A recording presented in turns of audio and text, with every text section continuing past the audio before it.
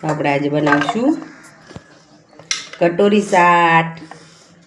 તો એના માટે મેં ટામેટા ડુંગળી બારીક કાપી લીધું છે અને થોડું યલો કેપ્સિકમ પણ લીધું છે। હવે આપણે આમાં એડ કરીશું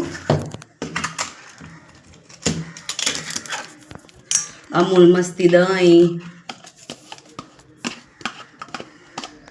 તું ચીલી ફ્લેક્સ થોડા ચીલી ફ્લેક્સ એડ કરીશું। પેરી પેરી મસાલો એડ કરીશું।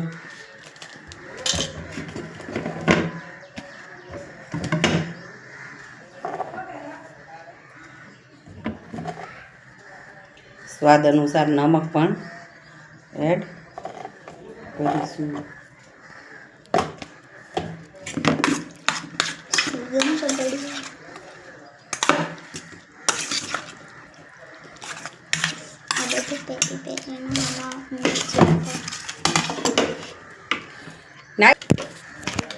આપણે બજારમાંથી તૈયાર કટોરી લાવેલા છીએ, ઘરે નથી બનાવી। તો આપણે ઉપરથી દાડમના દાણા અને લાયલોન સેવ ઉપર છીડકીને તૈયાર છે આપણી કટોરી શાક। તમે જોઈ શકો છો મસ્ત મજાની કટોરી શાક બનીને તૈયાર છે। તો આવી જાઓ ખાવા માટે।